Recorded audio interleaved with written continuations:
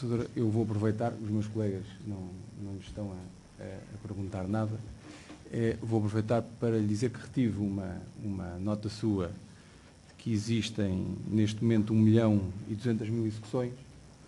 São muitas execuções.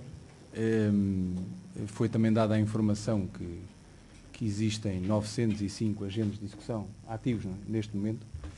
Eu queria lhe perguntar se existe algum estudo feito sobre o número médio ideal de execuções por agente de execução, embora naturalmente se saiba que isso depende muito da estrutura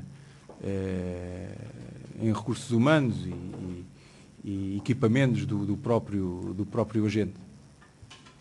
Muito obrigada, Sr. Muito obrigada, Sr. De facto, atualmente, segundo os dados divulgados pelo Ministério da Justiça, estão de facto pendentes esses 2.200.000 ações executivas, 1.200.000, mas eu gostaria só de salientar o seguinte: quando olhamos para a movimentação processual, que é aliás um critério de análise da Comissão, verificamos que já em 2003, 2004 existiam 700.000 processos, quase 800.000 pendentes. Portanto, eu diria, utilizando um critério que nós também avaliamos, que é o critério da movimentação processual, e utilizando o critério que é o critério europeu para o backlog, verificamos, se calhar, que entre 2009 e 2011 tem havido uma grande recuperação. Isto é, se nós verificarmos nas ações entradas e as findas, tem havido uma grande recuperação só nestes 2 anos, o que permite chegar à conclusão que a ação executiva pelo Decreto-Lei 226 de 2008 e que entrou em vigor a 31 de março de 2009, é um modelo adequado. E também permite, obviamente, fazer aqui uma análise do esforço quer dos agentes de execução, quer, obviamente, dos magistrados e dos advogados nestas ações novas. O feedback que nós temos recebido é muito positivo. Como o Dr. Jorge Almeida disse há pouco, pode até acontecer situações em que ao fim de 5 dias há o feedback do agente de execução. É evidente que o ideal seria podermos de facto fazer a cobrança do crédito. É para isso que existe o direito de acesso à justiça na ação executiva. Acontece que nas atuais circunstâncias que o país atravessa nem sempre isso é possível.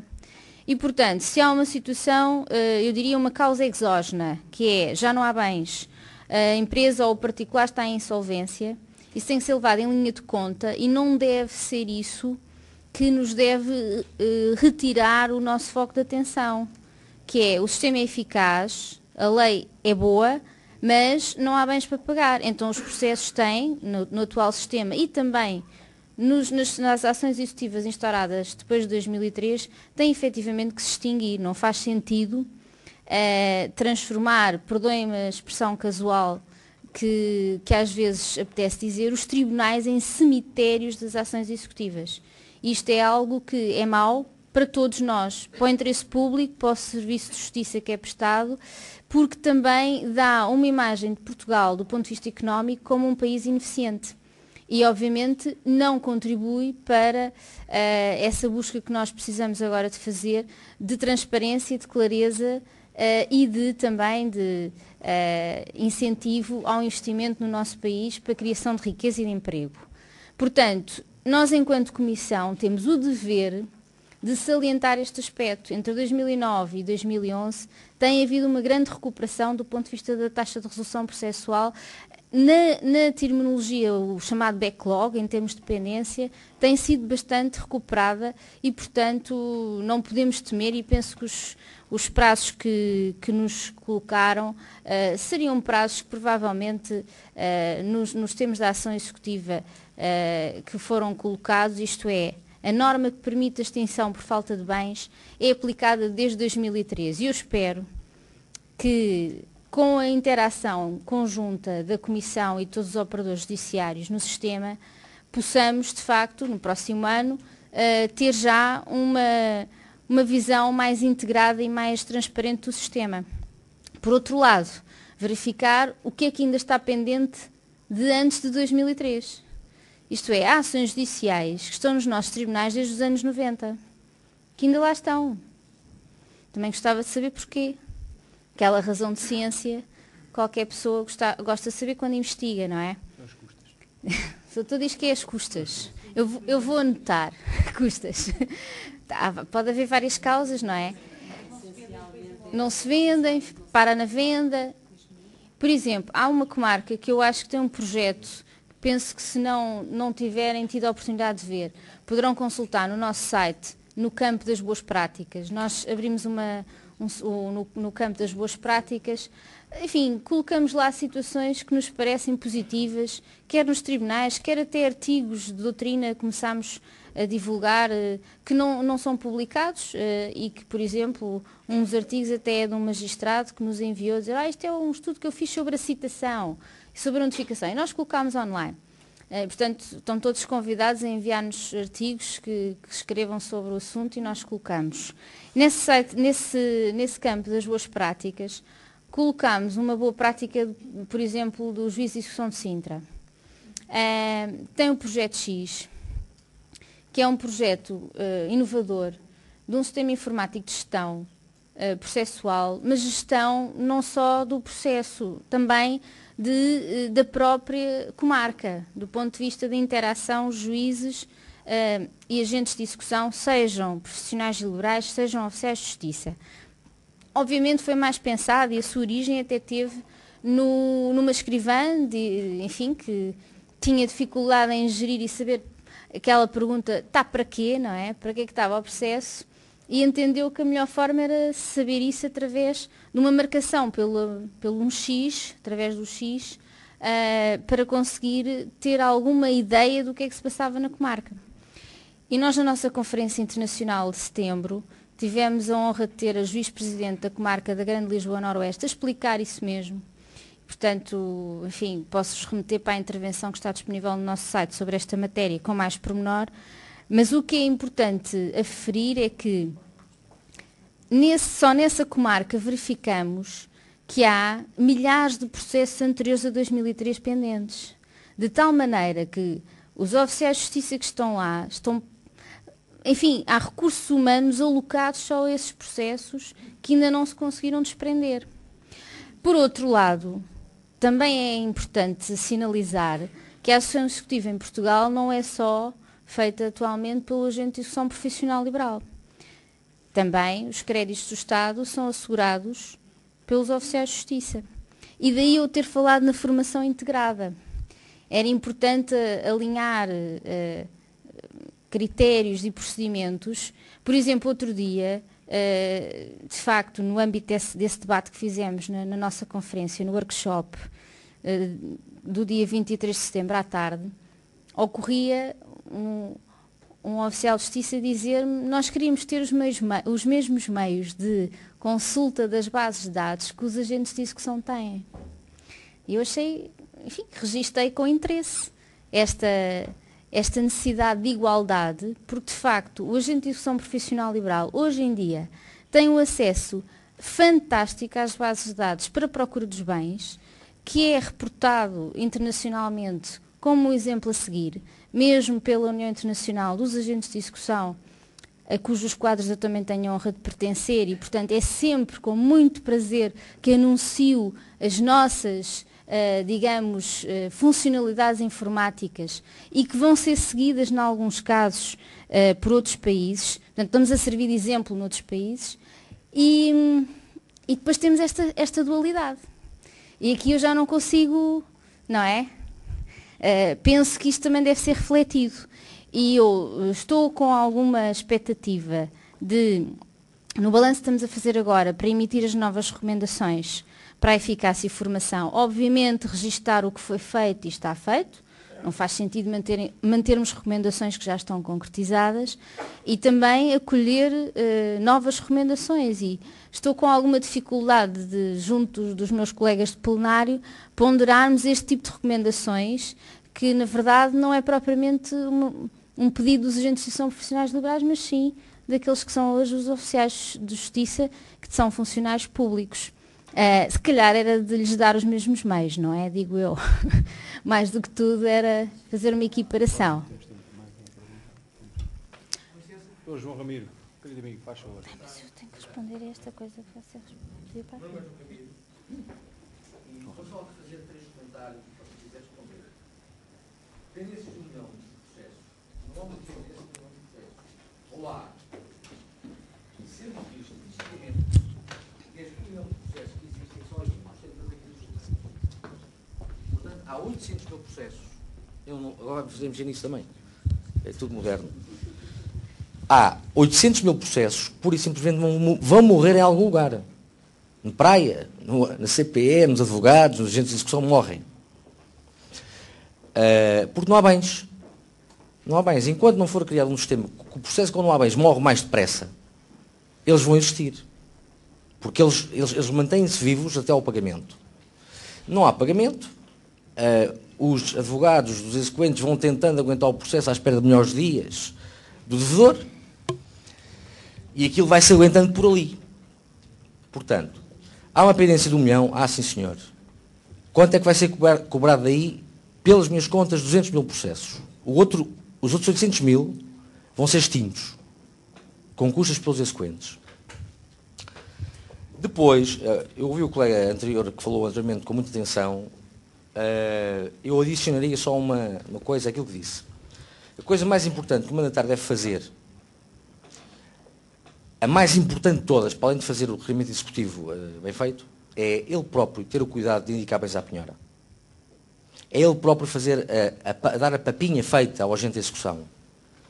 Porque ele passa assim da fase 1 diretamente para a fase 2. Ele poupa tempo e dinheiro.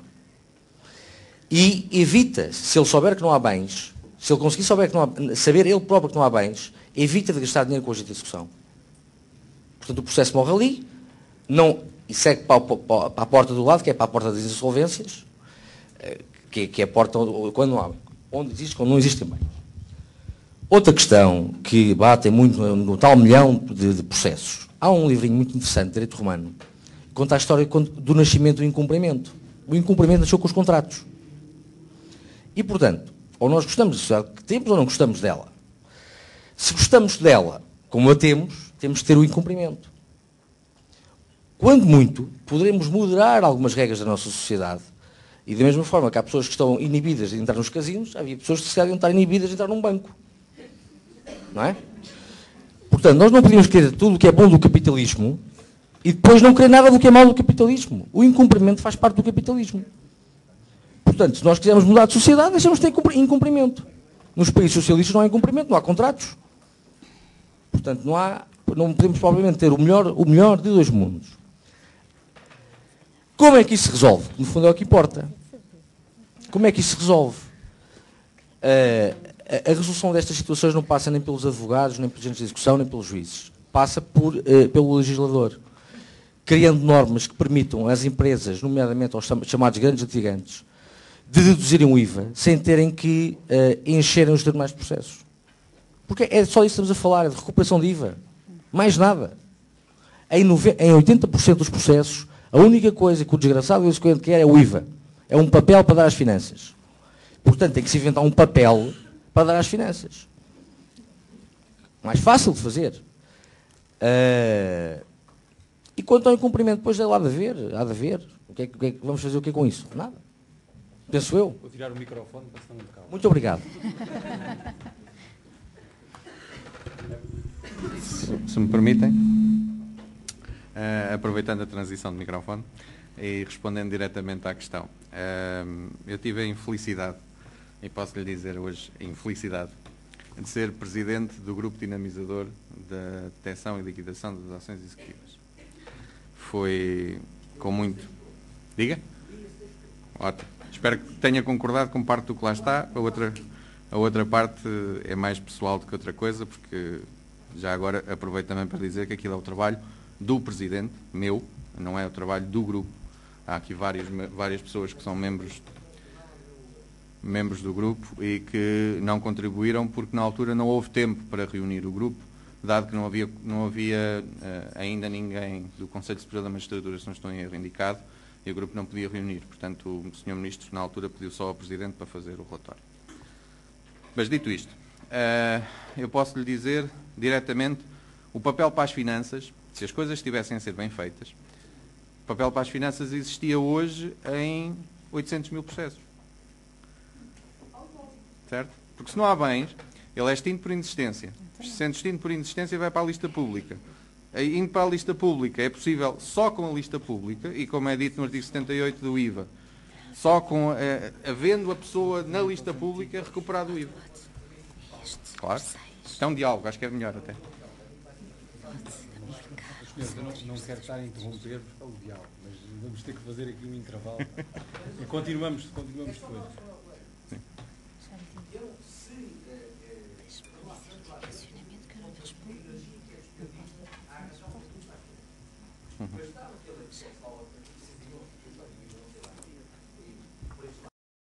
Se há duas vezes que faz de ausência de bens, é documento suficiente. Mas aí falta-nos uma coisa, Soutor, que é... Falta-nos uma coisa, Soutor. Eu podia fazer isso sem ter, da parte do executado, nada que ele tivesse a oportunidade de vir ao processo dizer que tem bens. Eu tenho que citar a pessoa. Eu não posso dizer que ele não tem bens sem o citar. O grande problema... Não pode, não. Peço desculpa porque isso é ferir os direitos fundamentais do executado. Não pode, porque acabar um processo judicial sem dar à pessoa a possibilidade de se defender não é um processo judicial. Portanto, temos que dar a possibilidade à pessoa de vir ao processo e dizer eu quero pagar, eu tenho bens. Portanto, neste ponto, infelizmente, temos que passar pelo calvário da citação. É um calvário, mas tem que ser. Meu colega João Rabiro. Doutora Paulo Lourenço. Muito obrigada. Só queria fazer aqui, acrescentar o seguinte. O Soutor disse bem há pouco que, de facto, neste momento temos 903 agentes de execução. E a propósito de um dimensionamento do número de agentes de execução, nós, e foi um dos primeiros trabalhos também de cooperação que fizemos, em maio de 2009, pela primeira vez, o Ministério da Justiça e a Câmara dos Solicitadores juntaram os seus dados estatísticos para se fazer uma análise profunda sobre qual era o número ideal de agentes de execução para resolver os problemas da ação executiva. Porquê? Porque é uma competência da Comissão fixar o número de agentes de execução por ano para entrarem para um novo estágio. E também a obrigação legal de abrir um estágio uma vez por ano, pelo menos, diz o Estatuto da Câmara dos Solicitadores. Portanto, é óbvio que nós precisávamos de um estudo científico sobre isto, porque sem isso não havia essa base. Esse estudo foi feito pela Direção-Geral da Política de Justiça do Ministério da Justiça, com base nesses dados estatísticos, e, de facto, chegou-se à conclusão, na altura, que, a crescer aos 835 agentes de execução, era necessário exatamente o dobro. Por isso é que vos apresentei aquele gráfico para exemplificar que estamos um bocadinho aquém dessa expectativa, que não significa que todos os anos não estejamos a rever e a reavaliar esses dados. É claro que poderemos aqui colocar em causa ou em linha de reflexão outro tipo de enquadramento, que é e que poderá até ser um dos critérios para se ponderar nas boas práticas e no prémio para o agente de execução, por exemplo, categorias de eficácia no sentido da extinção dos processos que já não têm viabilidade, uma forma de incentivar o agente de execução a dar uma olhadela. Eu não sei se são 800 mil, mas também gostava que o Dr. Ramiro me dissesse de onde é que tirou esse dado estatístico, isso era muito importante para nós. Era muito importante para nós. Se calhar até não é por inexistência de bens, é por suspensão, etc. Pronto. São cerca de metade. Portanto, em 1.800.000 são cerca de 600 mil. Metade. Os pendentes. Não, mas 600 mil, cerca de 600 mil. Os pendentes correspondentes a não há bens, ok, temos que ver isso, não é? Quer dizer, independentemente de dizermos ainda bem ou ainda mal, era importante saber se os que estão pendentes significam a inexistência de bens. Por outro lado, é óbvio que há aqui, e o Soutor também abordou isso, o Dr. Jaime Martins abordou, e o Dr. Jorge Almeida também, há aqui uma litigância que é uma litigância diferente daquela clássica. Litigância de massa aquele transporte aos 10.000 de cada vez para um agente de execução por mês, tem que ser vista com alguma atenção. E também tem que ser vista com alguma atenção o número de funcionários forenses por agente de execução. Isso tudo é visto pela Comissão em sede de fiscalização. Nós, neste momento, pela primeira vez, no nosso país, temos todos os agentes de execução fiscalizados, com a honrosa exceção daqueles que começaram agora a sua atividade. E justamente uma das perguntas que fazemos nessa nossa checklist, que está aprovada pelo nosso manual e que também está constante online, é justamente essa pergunta. E, portanto, está na altura de fazermos agora essa análise de toda a documentação recolhida, porque também vos posso dizer que os 626 agentes de execução fiscalizados eletronicamente, temos uma grande taxa de sucesso de respostas, isto é, só uma pequena minoria, que não tem relevância percentual, é que não respondeu à Comissão. Posso-vos dizer que nas comarcas de Lisboa e do Porto, só um agente de execução é que não se dignou a responder e chegámos à conclusão que já não era agente de execução. Portanto, ele já se tinha esquecido, era se calhar de cancelar a inscrição, porque já não estava a atuar. Mas é para isso que é preciso estarmos no terreno e estarmos presentes e sermos uma comissão presente na atividade do agente de execução. E por isso, talvez, depois de se fazer essa análise, é que consigamos ter até uns outros fatores de avaliação do trabalho num sentido positivo, de incentivo a ainda uma melhor prestação de serviço público e, por outro lado, se entender pertinente, do ponto de vista da política de justiça, verificar qual é que era, por exemplo, um número para ser um agente de execução eficaz com vários critérios científicos de análise, porque é muito difícil, por vezes há processos muito complicados e que aparentemente parece que não ia levar tempo nenhum, e há outros muito simples e que à partida pareciam complicados. Portanto, isto não é fácil falarmos da eficiência na gestão de um escritório, porque tem 3 fatores essenciais. Uma coisa é o agente de execução que olha para toda a fase processual declarativa e executiva nas várias intervenções que tem e é bom no que faz.